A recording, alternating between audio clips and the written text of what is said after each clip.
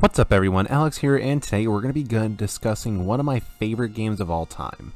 With all the craze that 2019 has to offer between the fantastic visuals and compelling video games that define whether games are a form of art, we can never forget the past, otherwise we'll never be able to take full appreciation what the future and the present hold.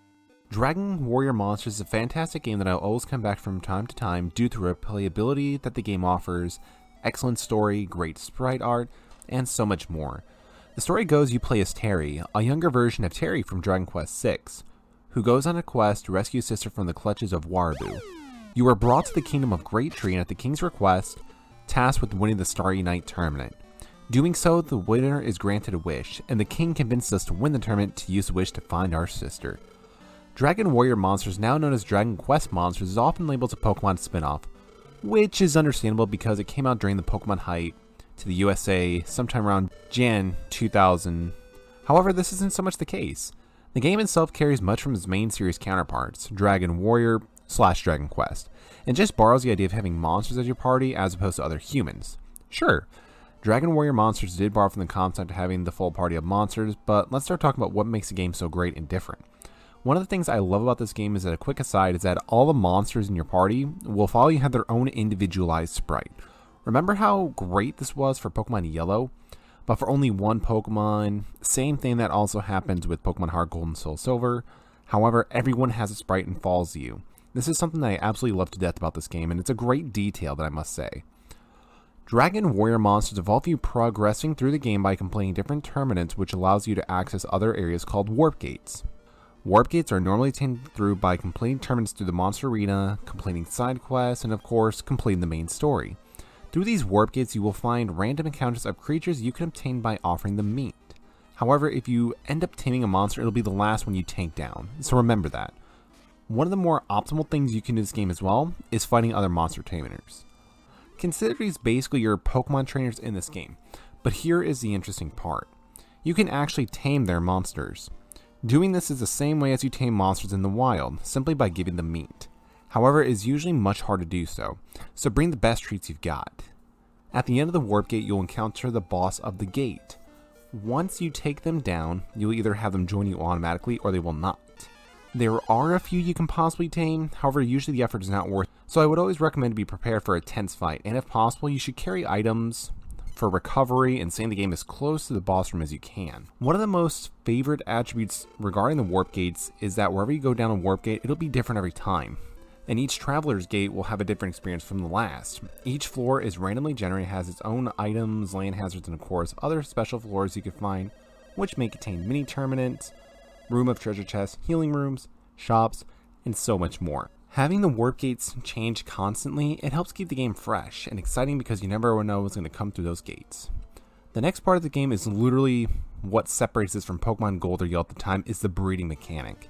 It's not rocket science. You have a male monster, you have a female monster, they go to the Starry Shrine after being at level 10, and you're able to get a new monster from the two in the form of an egg, which you have to pay to hatch, of course.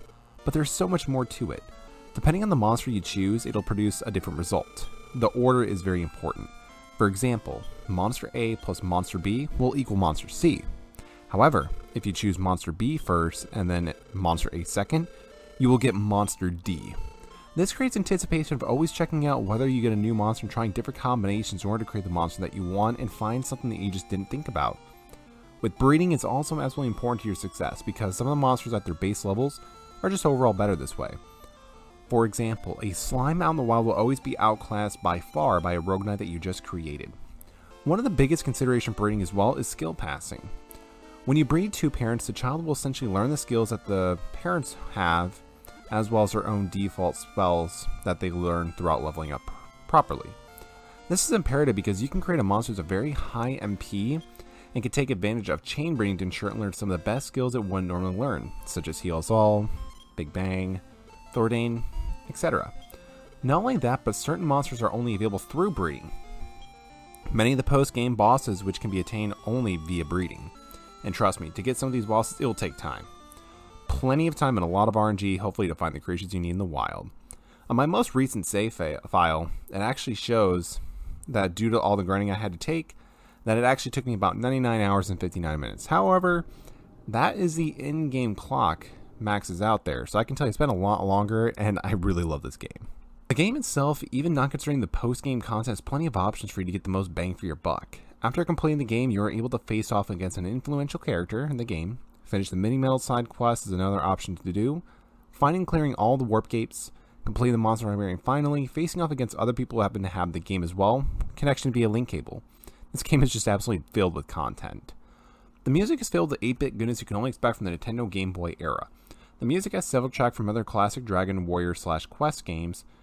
Koichi Sugiyama, sorry if I butchered that, returns to compose the music as well as retrieve some of the tracks he has composed in the past entries. When you hear the main Dragon Warrior theme in 8-bit, it still provides that same feeling that you're able to overcome anything. The music varies from different worlds and scenarios that help this game find its own identity. It's also, if you haven't played this game or even realized from the game title and the video, it's a very turn-based game, which is great for most players because it gives you time to think and formulate your strategy. So it has a lot less stress involved.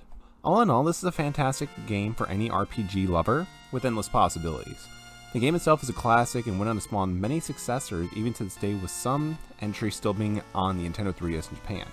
Come on, Japan, there are plenty of Dragon Quest fans out there who would love to have them bring over to the States. And that's it, everyone. Thanks for watching, and let me know your thoughts down below in the comments section. And if you played the game before, let me know your favorite team. Be sure to subscribe for more awesome content, smash like and show your support, and to show that you love Dragon Warrior monsters and to bring them over to the States, and join the notification squad today. Alex out.